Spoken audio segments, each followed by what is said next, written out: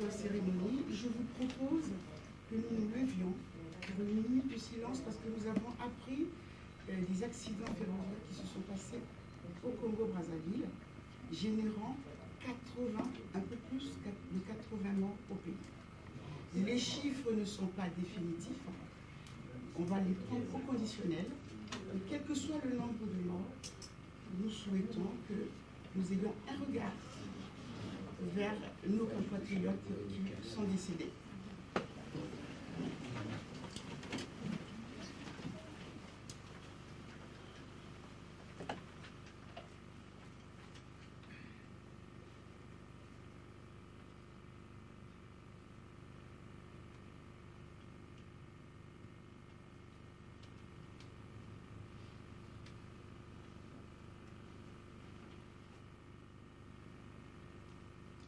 Je vous remercie.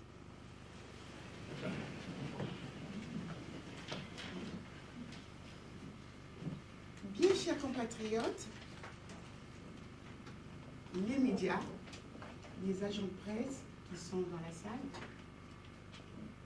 les éminentes personnalités, les invités, nous vous remercions de cette présence. La diaspora congolaise est très ravie de vous compter parmi nous pour cette journée du 25 que nous avons appelée de notre force depuis plusieurs mois. Aujourd'hui, nous vous invitons à partager avec nous une discussion autour du thème principal qui est la violation des droits de l'homme et l'officialisation du manifeste pour le respect de la Constitution du 20 janvier 2002. Alors, voyez-vous, depuis 1959, le Congo, notre pays, a connu plusieurs actes fondamentaux et plusieurs constitutions, lesquelles ont entraîné l'instabilité des institutions et qui ont conduit notre pays à vivre des crimes fratricides aux conséquences incalculables.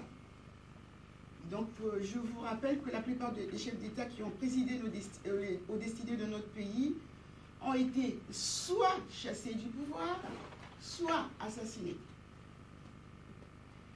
Le dernier chef de l'État, élu démocratiquement, Pascal Lissouba, a été renversé par un coup d'État par l'actuel président qui n'a jamais été dérangé et qui continue à jouir allègrement, d'ailleurs, de son pouvoir de façon illégitime. Parce que nous pensons que le pouvoir de M. Sassou Nguesso n'a pas beaucoup de légitimité.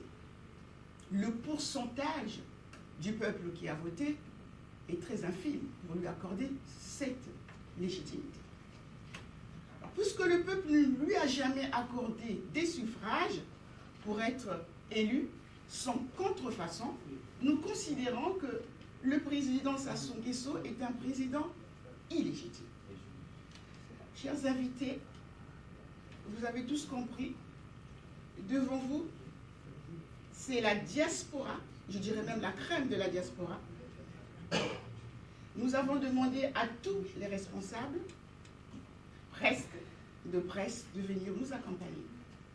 Certains sont là, d'autres pour des raisons, qui peuvent être expliquées, ne sont pas là. C'est pas grave.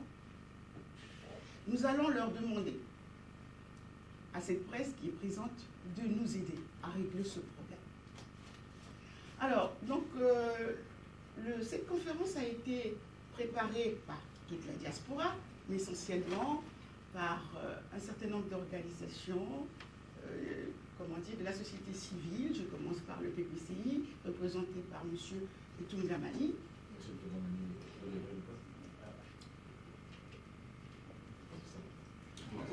Par des personnalités imminentes qui sont Maître Dominique Nkunku, par le CODICOR représenté par Raphaël Goma qui représente également le comité d'action, et par mon frère Cicéron Massamba d'une autre organisation qui vont essayer, tenter de vous convaincre de ne pas changer cette constitution pour des arguments qu'il pourra vous proposer. Alors, pour le reste, je pense que Alexis nous a préparé, nous a concocté une petite introduction pour que nous puissions être dans le vif du sujet, n'est-ce pas, Alexis? Oui, tout à fait. Merci Gertrude. Sébastien Machongo, tout au fond de la salle, en font partie de ce groupe initiateur du manifeste, qui est en fait un groupe qui existe depuis 3 mois et qui aujourd'hui commence la marche vers ce qui sera appelé la lutte pour la reconnaissance de la démocratie et la restauration du côté du territoire et du comité d'action. Mesdames, Messieurs, ce moment que nous vivons aujourd'hui me permet de rappeler un principe. Tout au long de l'histoire, il y a eu l'inaction de ceux qui auraient pu agir, l'indifférence de ceux qui auraient dû en savoir plus, le silence de la voix de la justice quand il importait le plus qu'on entende, ce qui a rendu possible que le mal triomphe. Cette pensée exprimée par l'empereur Haïlé Sélassié à la tribune des Nations Unies en octobre 1963 traduit les préoccupations partagées, on l'espère, par la diaspora congolaise dans toute son unité. La diaspora a souhaité également faire partager cette initiative en conviant à cette conférence de presse. Alors, on peut se poser la question de savoir pourquoi cette initiative de la diaspora. Chers compatriotes et mesdames, messieurs, il me revient tout de suite une idée forte concernant les diasporas africaines. Elles sont pratiquement reconnues aujourd'hui par l'ensemble des organismes internationaux comme des nouveaux acteurs transnationaux du développement, à travers notamment leur contribution financière à la survie de leur famille dans le pays d'origine. Cependant, le moment est venu d'affirmer que le rôle et la place des diasporas ne peuvent être limités à leur seul apport économique et social. Et on peut le dire, nous, femmes et hommes de la diaspora du Congo-Brazzaville, autant que nous sommes dans cette salle, et bien souvent un peu partout en Europe, nous justifions de compétences, d'expérience et plus singulièrement de savoir, de savoir-faire et de savoir-être dans les différents domaines. Nous sommes donc également porteurs de valeurs inspirées par le siècle des Lumières. Nous vivons et nous mesurons dans notre pays de résidence en France l'importance des droits inaliénables que traduisent les valeurs de la démocratie, la citoyenneté, la liberté de conscience et le suffrage universel. Nous croyons que la démocratie et l'état de droit constituent les conditions indispensables pour un développement économique et humain au Congo comme ailleurs. C'est pourquoi nous refusons avec vigueur l'arbitraire, la privation des droits élémentaires, le pouvoir de clan, la violation des droits humains, le déni du droit international, le non-respect de la loi fondamentale, l'accaparation durable du pouvoir politique et économique par le régime corrompu de Brazzaville. Mais c'est aussi pourquoi nous nous engageons à mobiliser tous nos efforts pour sortir le Congo-Brazzaville de la crise multidimensionnelle sans précédent qui dure depuis 16 années, tout au moins. Vous n'êtes sans oublier que notre pays traverse les plus grandes crises politiques, morales, sociales et culturelles de son histoire. Alors, nous allons espérer qu'après l'intervention, après les échanges qui suivront les interventions de nos invités, que nous vous apporterons suffisamment d'éléments pour que la situation de notre pays soit mieux connue et pour également vous associer mieux à notre vision du futur. Ce futur qui, à court terme, s'appelle cheminement dans la tranquillité, dans la paix, vers la transition démocratique, vers l'alternance politique et démocratique. Alors, pour que cet échange soit assez bien, le groupe initiateur du manifeste, avec les organisations partenaires à cette rencontre, ont bien voulu apporter leur moulin à l'actualité de nos jours.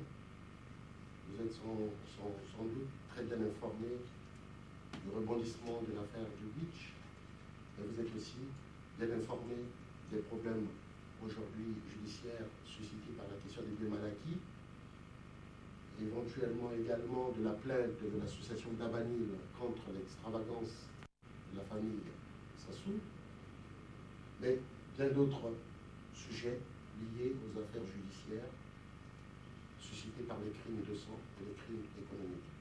Donc nous aurons dans un premier temps à connaître de ces problèmes et nous aurons à écouter notre compatriote Benjamin Toumabani, suivi de Maître Dominique Kikuku dans une première partie. Après eux, nous pourrons éventuellement échanger. Vous aurez le loisir de poser des questions. Et en deuxième partie, nous irons très vite, je vous assure, nous essaierons de vous apporter un nouvel éclairage donc, sur notre vision du futur à travers une revendication qui est aujourd'hui largement partagée. C'est la revendication de la tenue des États, la convocation des États généraux souverains. C'est une première réponse que la diaspora apporte à la recherche de solutions appropriées pour la résolution de toutes les crises du Congo. Mais également, nous aurons à connaître mieux le manifeste dans ses intentions, dans ses objectifs, qui est véritablement un outil. Le manifeste va être un outil de délimitation temporelle du combat pour la démocratie, parce que le manifeste s'inscrit dans un certain type de respect du droit. Le point cardinal de notre préoccupation, le respect du droit. Et le droit, respecter le droit, c'est permettre effectivement une entente concertée, permettre que tous les Congolais puissent participer donc à la vie de la nation, à redéfinir, à reprogrammer le destin de la nation. Donc après ces deux interventions de Raphaël, président du corps du comité d'action, et de Cicéron qui parlera du manifeste, nous pourrons échanger de nouveau et nous vous laisserons entendre certaines propositions qui préfigurent notre action à compter de ce jour. Donc, en vous remerciant de nouveau pour votre présence significative, je vais vite faire pour donner la parole à M. Benjamin Toumabani, président de la PCCI, plateforme congolaise contre la corruption et l'impunité, pour qu'il nous dresse un bref aperçu de la situation des affaires judiciaires et des crimes de sang et économiques. Ah, bien d'accord, cher frère. Parfait. Vous en avez pour 10 minutes, merci. D'abord, recevez les excuses de M. Twanga, qui généralement est comme le porte-parole de l'affaire Beach. Parce que vous savez très bien qu'il a connu un peu dans son sang, dans sa chair. Il n'a pas pu venir, donc il m'a demandé finalement de parler des affaires. Et ça ne me gêne pas beaucoup, parce que justement, je ne voulais pas ici donner tous les contours techniques de l'affaire. Ça ne sert à rien. On peut aller sur Internet, si on est un peu curieux. Bon, tous ces contours sont connus. Je voudrais plutôt parler de la motivation et certainement de ce que nous pourrons faire par la suite pour ce type d'affaires ne reste pas tout simplement des affaires juridiques. Comme vous le savez très bien, ces affaires ne sont pas que juridiques. Il y a toujours un aspect politique, étant donné que ça touche une grande partie de la société, donc on ne peut pas évidemment pas parler de ça. Alors, la première chose, donc, pour les amis congolais et non congolais, qui ont connu peut-être ces rebondissements tout simplement ici à la faveur de l'affaire du Beach ou l'affaire des biens mal acquis, en fait, ce n'est que la suite d'un épisode qui a commencé en 1991. Rappelez-vous, quand on prend de la conférence nationale, c'est quand même deux dossiers. Le dossier piloté par Massima, qui s'appelait donc les crimes de sang, et le dossier piloté par Tsumangele, qui s'appelait donc les biens mal acquis, qui déstabilise pratiquement M. Sassou Nguesso. On peut dire effectivement que les forces de changement avaient utilisé ces deux dossiers-là pour déstabiliser M. Sassou Nguesso. Donc la tradition, qui est la tradition des militants ou des politiques congolais par rapport à ces deux dossiers, elle n'est pas refaire. Donc, nos amis européens découvrent peut-être maintenant la cuité de ces deux affaires, mais pour nous qui sommes congolais, nous savons très bien qu'une logique. Alors, lorsque nous démarrons les affaires, nous profitons d'une chose. Moi, je ne suis pas juriste, donc je ne rentrerai pas dans ce type de considération. Je laisserai mon ami et frère de parler de ça. Mais disons que nous avons profité d'une chose, c'est le problème de la compétence universelle. Elle a tout le temps existé dans le droit français, mais jusque-là, on ne l'utilisait pas beaucoup.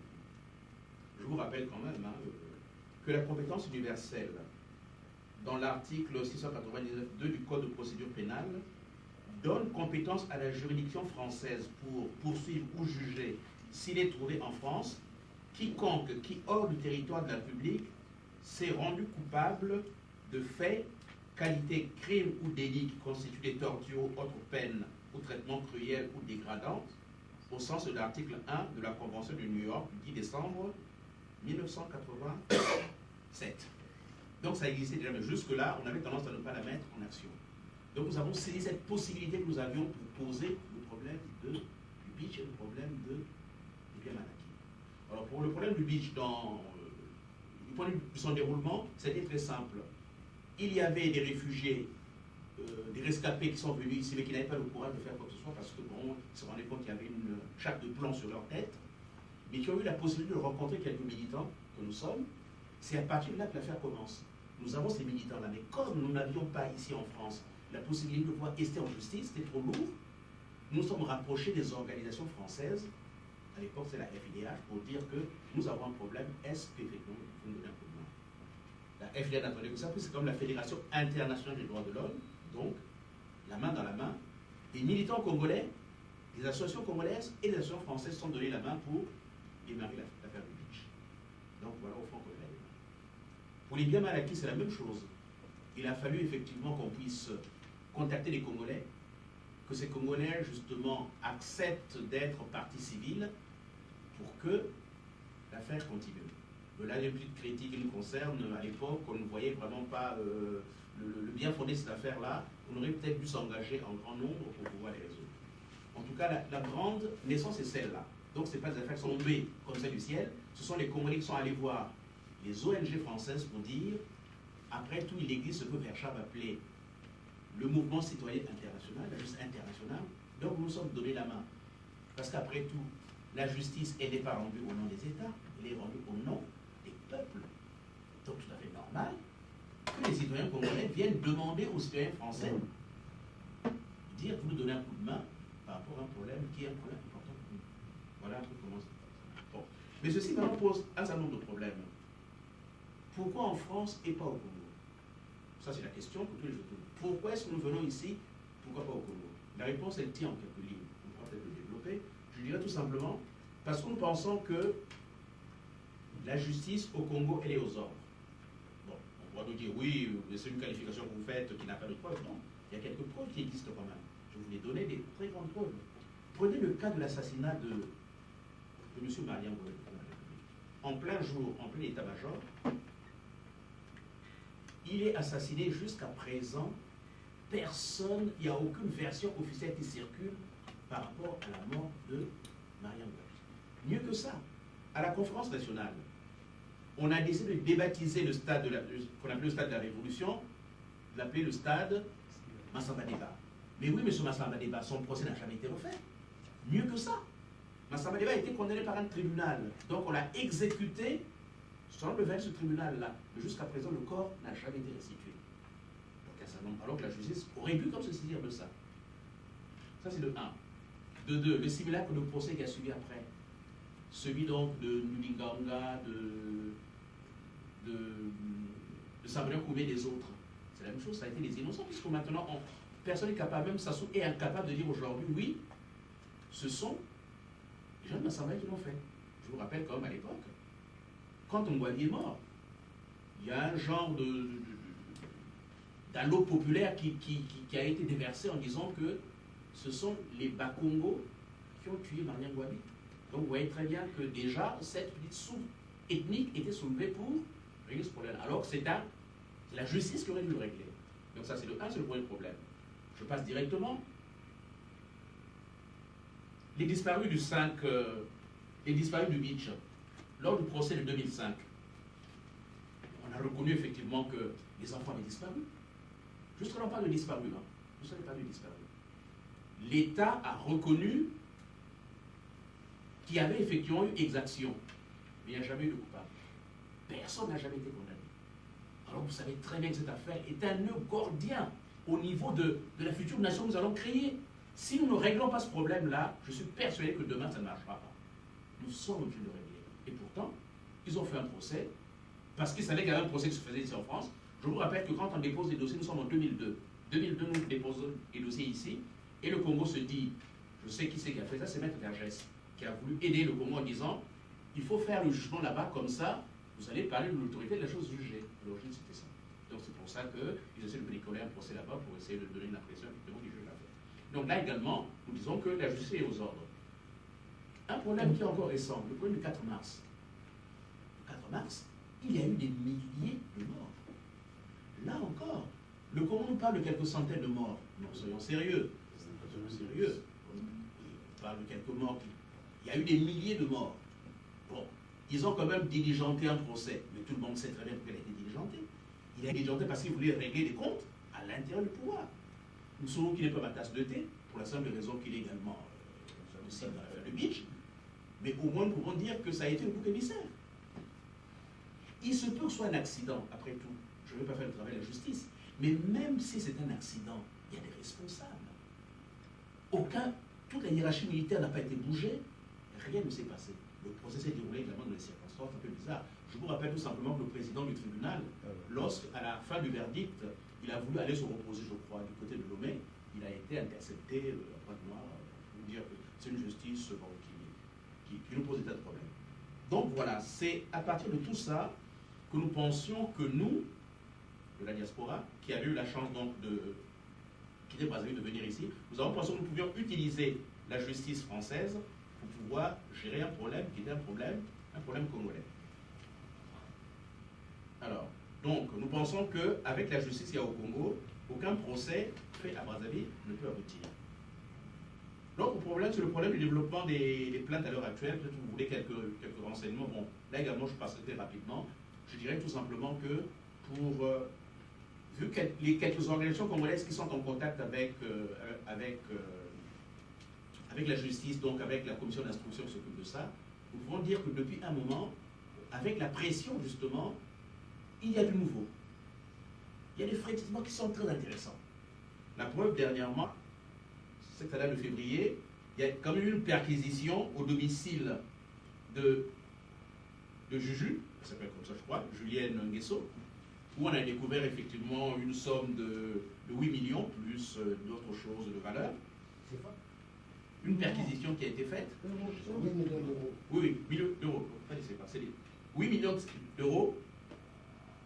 Il y a eu également une perquisition dans le 16e arrondissement chez notre fille Ninel, qui est l'épouse donc de Ngolondele, ce qui prouve quand même que on est en train de regarder le dossier. Et il y a d'autres affaires, bien sûr, que je ne vais pas signaler ici, qui font que, même dans les circuits, parce que les circuits sont très opaques, et c'est ça la différence entre l'affaire du Beach et l'affaire des biens mal acquis. Il y a une plus grande difficulté à retrouver tous les schémas financiers qui sont très très opaques, hein, comme le dit Harel dans son livre, les schémas très très opaques pour pouvoir retrouver le schéma de l'argent. Mais à l'heure actuelle, effectivement,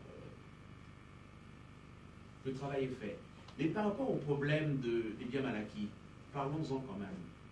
Il y a un point important qui est en discussion, c'est le fait qu'il n'y a qu'une seule organisation, c'est-à-dire Transparency International, qui est partie civile. Il n'y a aucun Congolais, aucune organisation congolaise. Parce que nous avons quand même une difficulté. Cette difficulté qu'on a eue du point de vue judiciaire, c'est la difficulté effectivement de prouver que les organisations congolaises ou africaines ont eu un préjudice direct.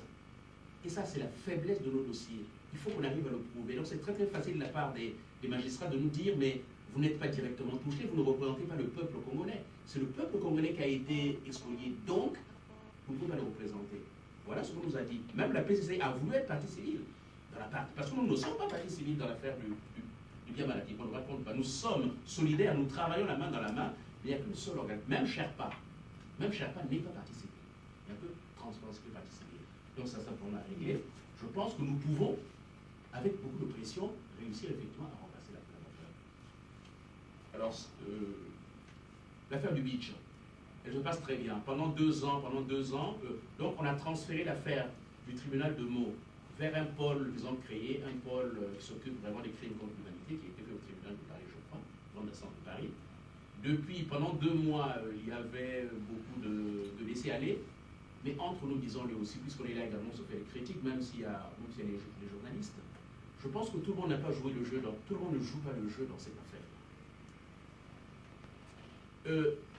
Les Ndenge, les Dabira, ils venaient en France, au vu et au su de tout le monde.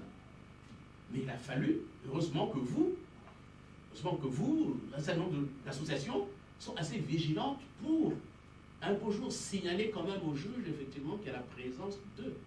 Et c'est ça ce qui a permis à l'affaire de repartir. La juge disait tout le temps, l'instruction, elle est ouverte, mais il faut vous apporter des éléments de preuve. Donc ça, c'est un appel qui est fait aussi en disant que rien n'est fait. Si nous n'apportons pas de l'eau au moulin, les juges ne peuvent rien faire. Les juges continuent à compter sur les Congolais. Ne croyez pas que l'histoire de dire oui, c'est la France qui est en train de régler ses comptes avec le Congo, les juges, ce n'est pas leur problème.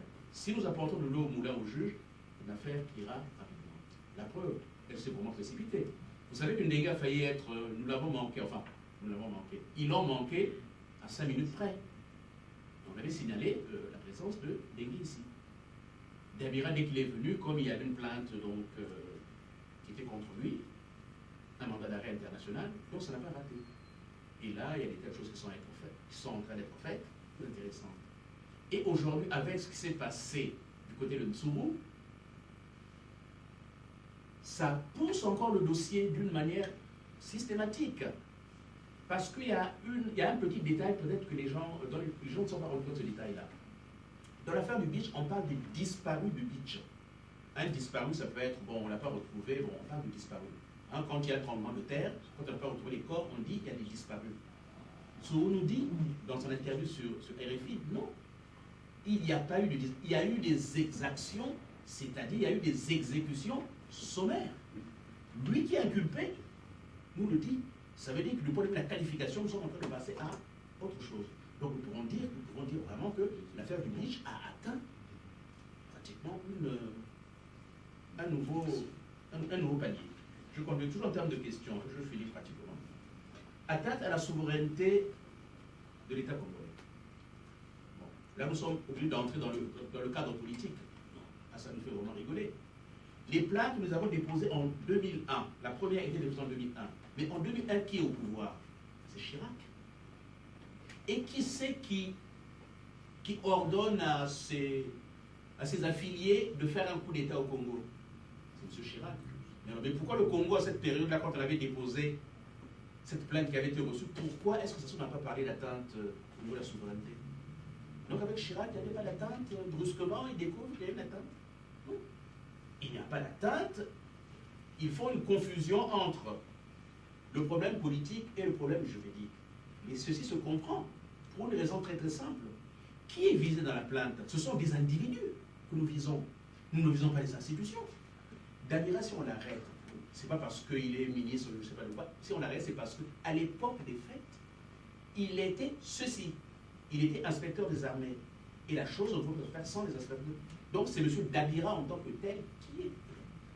Même M. Sassou Nguesso, c'est pas, je pourrais même dire à la rigueur, Nous l'attaquons parce qu'en tant que président, il ne pouvait pas ne pas être au courant de ce qui s'était passé. Ce n'est pas le Congo que nous attaquons, la personne de M. Sassou Nguesso. Et pour noyer le poisson, ils préfèrent dire que ce sont les autorités congolaises qui sont mises au point les accuser. Donc nous refusons cette clarification disant que c'est un peu de souveraineté. Nous continuons. De l'autorité de la chose jugée, bon là je laisserai certainement mettre au concours développer un peu plus, mais je dirais tout simplement que sans verser dans un débat juridique qui pourrait être même universitaire, je disais tout simplement que les familles des victimes qui n'ont pas participé au jugement de Brazzaville ne sont pas liées au verdict de celui-ci. La chose jugée ne peut marcher que par rapport à ce qui s'est passé à Brazzaville. Étant donné que ils n'ont pas été à Brazzaville, ils ont le droit de saisir une autre juridiction. Et nous sommes basés là-dessus pour dire, de toute façon, quand on parle de la chose jugée, là également c'est un gros flou. Pourquoi c'est un flou? Parce que j'ai déjà rencontré à Brazzaville des gens qui ne sont pas des juristes, qui me demandent, oui, mais dans cette affaire, ah, il y a l'autorité de la chose jugée. Oui, mais qu'est-ce que ça veut dire? Non, il y a l'autorité de la chose jugée. Donc c'est un genre de voile qu'on a jeté aux gens pour dire effectivement. Alors que juridiquement, nous savons très bien que la Côte Nsuru, qui est juriste aussi, vous savez que dans ses fonctions, il est obligé. Nsuru a bien dit que s'il y a un procès en France, j'irai. Donc ils savent très bien qu'il y a la possibilité de tester en justice ici, notamment pour ces rescapés qui n'ont pas été à Brazzaville, d'avoir un autre procès. Étant donné que l'essence même du procès risque de ne pas être nécessairement la même chose, donc je ne pense pas en quoi est-ce que ça peut être différent. Et là-dessus, je crois que Maître Concours vous éclairera mieux que moi. Alors, pour finir tout simplement, pourquoi ces plaintes sont importantes? Pour deux choses. Parce que le peuple congolais a droit au changement. Là, il n'y a pas photo comme on dit, ils ont droit au changement. Seulement, pour qu'il y ait un véritable changement, il faut qu'il y ait une réconciliation. Nous sommes d'accord. Pour qu'il y ait une réconciliation, il faut qu'il y ait un pardon. Parce qu'on ne va pas se réconcilier comme ça avec tout ce qui a pu se passer. Il y a des gens qui le portent en eux comme étant un véritable poids. Je dirais même que ces affaires-là sont des affaires, si on ne les règle pas, on ne pourra pas bâtir demain la nation congolaise.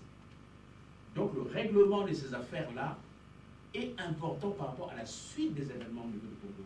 La future nation est obligée de prendre corps sur ces problèmes-là. Donc pour finir, je dis tout simplement, il n'y a pas de réconciliation sans pardon, et il n'y a pas de pardon sans justice. Si on ne fait pas la justice, on ne peut pas pardonner. Si on ne pardonne pas, il n'y aura pas de réconciliation. Donc si vous avez des questions précises, je vous remercie et vous m'excusez d'avoir pris un peu de temps pour ce. Merci beaucoup. Merci. Pour continuer dans cette compréhension des problèmes, vous avez évité de vous mettre de donner beaucoup, de bien pouvoir nous lire et dire le droit. Vous avez 10 minutes aussi. Dominique Coucou, excusez-moi plutôt. J'écorche. Non, c'est pas écorché.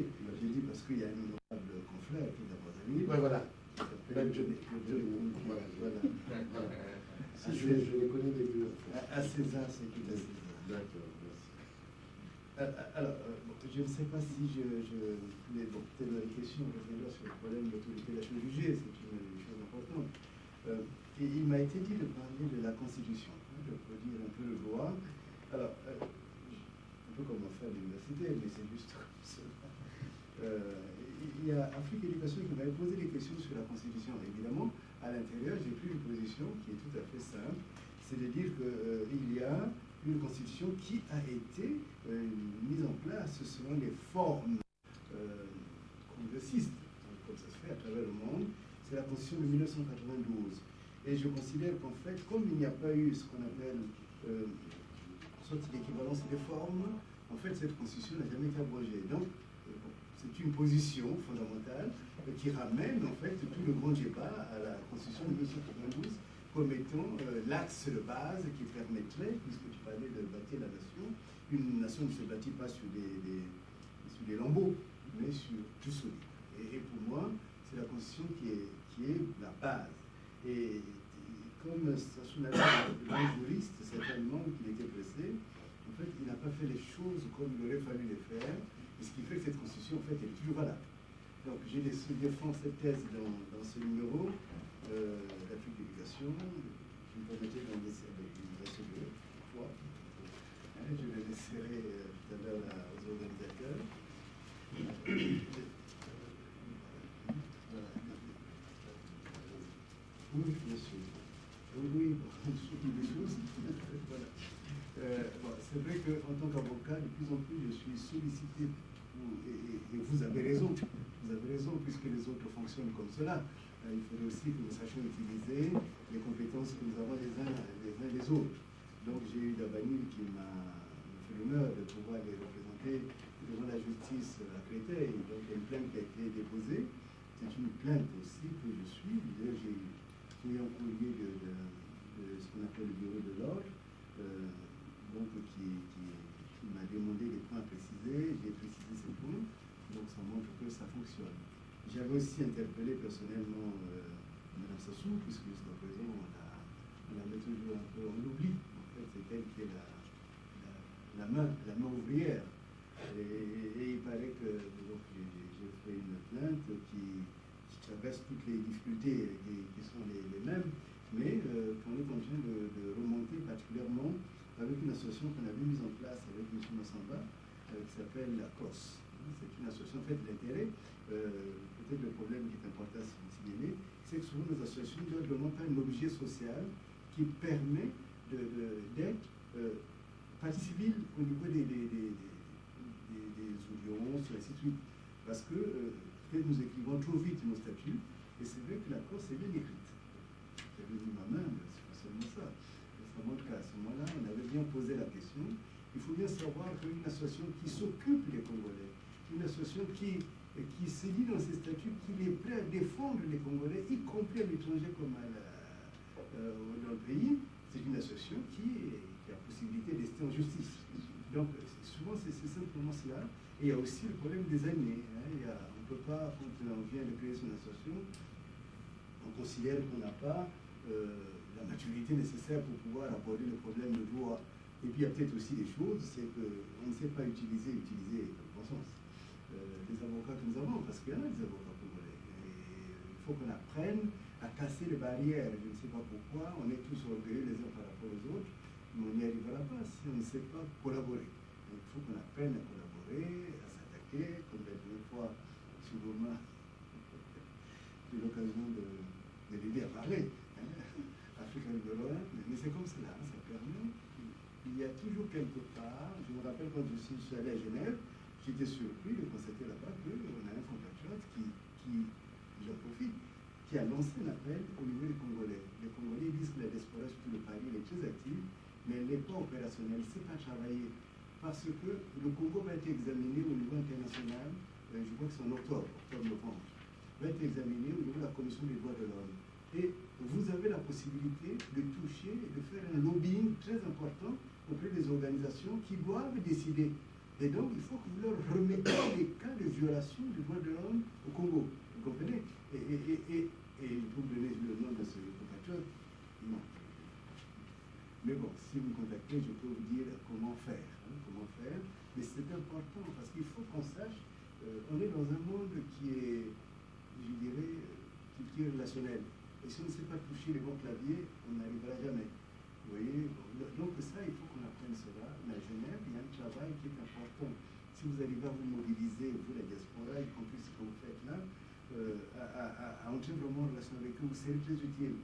Et attention, c'est que la Commission des droits de l'homme, quand elle met en exergue une nation, c'est le monde entier, en fait, qui a les phares braqués sur cette nation.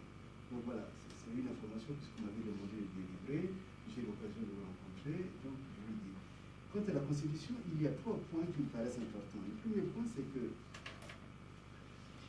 puisque cette Constitution, apparemment, c'est la Constitution qui régit la nation congolaise, regardons-la comme étant, non pas valable, mais comme étant fonctionnelle.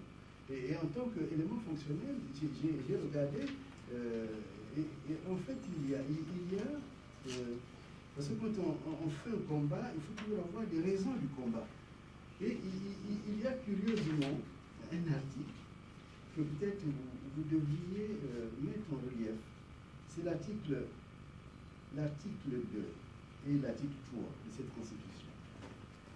Que dispose cet article? Il dit, article 2, le principe de la République est gouvernement du peuple, par le peuple et pour le peuple. On a connu ça sur le débat, débat a eu l'idée de reprendre ça, c'est une bonne chose.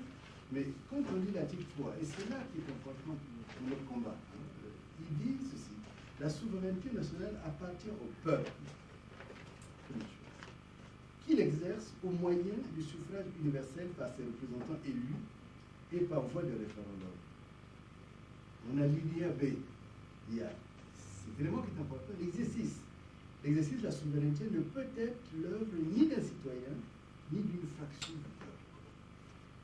Pourquoi cet article est important? Il est important en fait pour deux choses. La première, c'est que Sassou est un citoyen.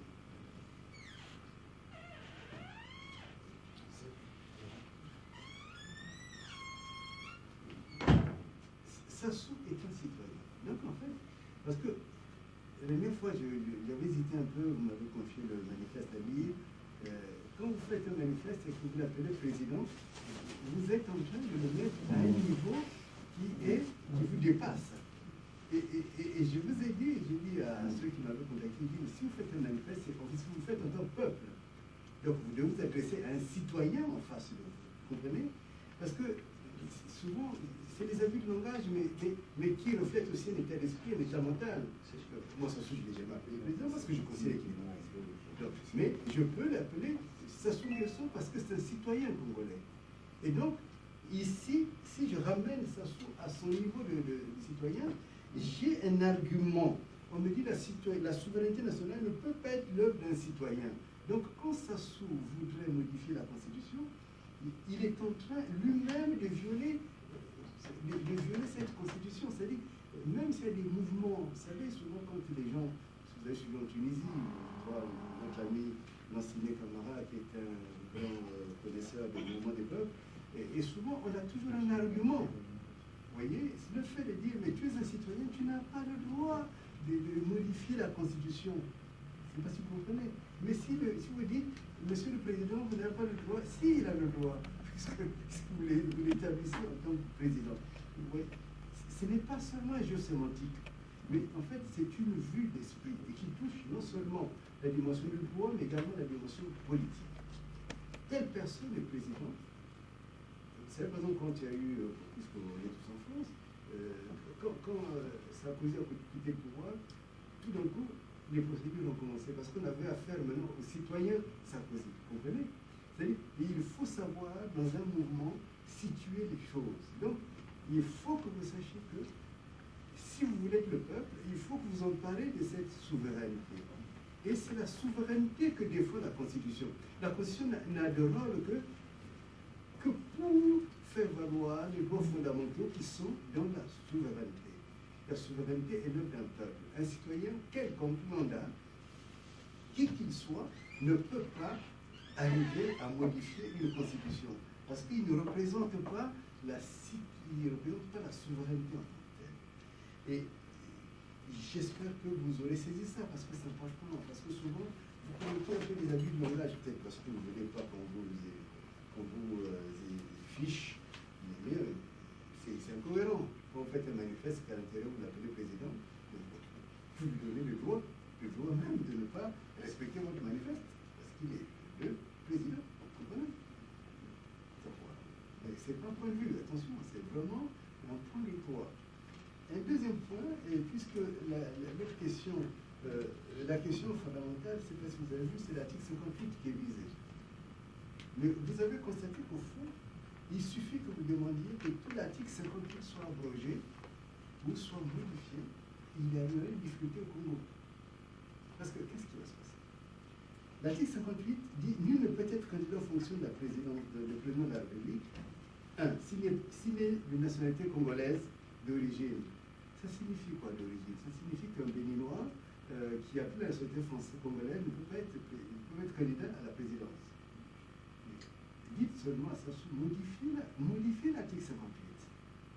Ça signifie quoi? C'est qu'il y aura beaucoup de personnes qui jusqu'à présent n'étaient pas présidentiables et qui vont devenir présidentiables.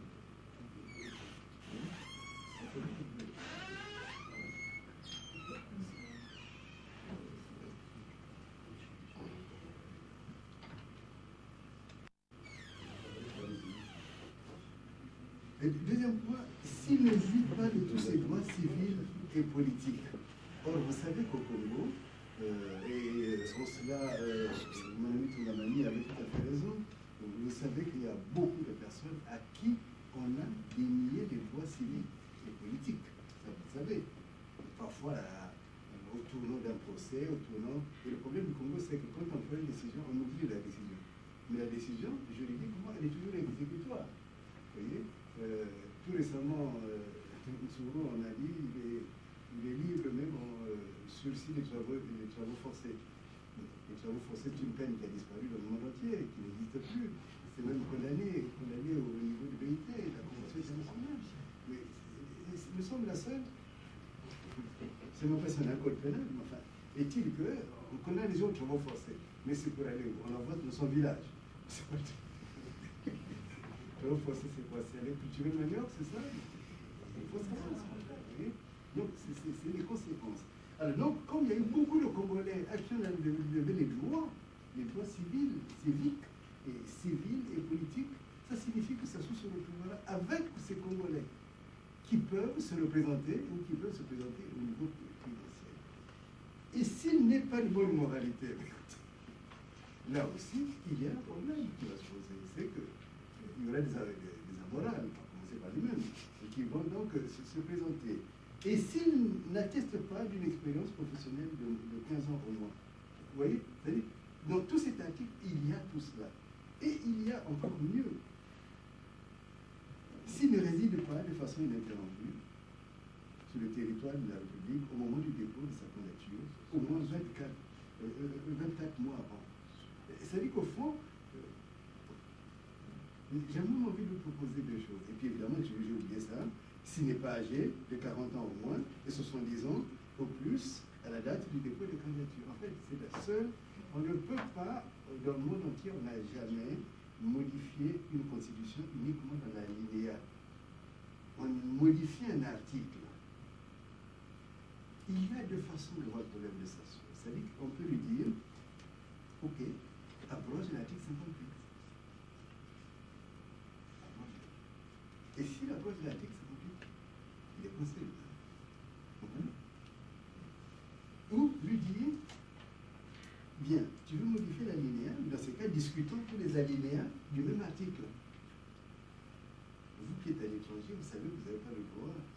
Il y en a beaucoup, je vois maintenant, je ne sais plus comment il s'appelle, qui est une pointe noire, qui assure que ça soit tous les jours, parce qu'il suffit d'aller là-bas uniquement pour être candidat au présidentiel. On a un comportement qui va mal. L'ambassade m'a envoyé une dame très jolie, peut-être qu'il pensait que je donnerais l'instruction, parce que simplement, on veut savoir, en fait, qui a interdit les Congolais à l'étranger de pouvoir voter. Vous savez qui a interdit?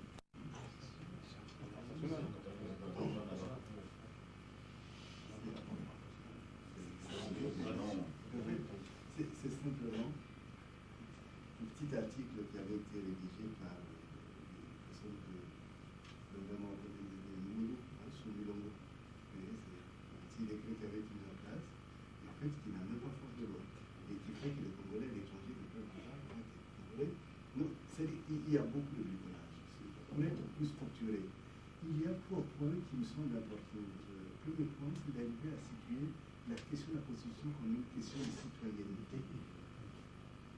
Si vous ne posez pas la question en termes de citoyenneté, vous allez toujours avoir, comme on dit, un peu comme une pierre dans les chaussures. Vous voyez, parce que vous vous situez en semi-grade par rapport à celui que vous êtes en train de combattre.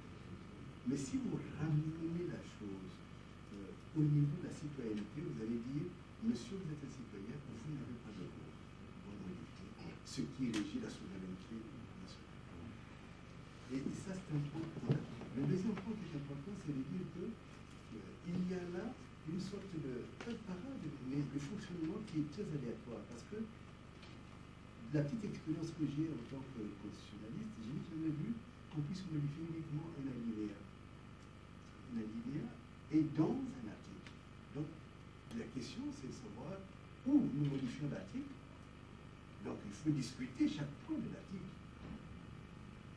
Ou bien, nous disons, comme les autres disent tout, il paraît que maintenant, comme on dit touche pas mon président, mais peut-être il faut dire touche pas ma constitution. C'est-à-dire, si tu ne veux que modifier l'alinéa, dans ces cas, ne touche pas à la constitution.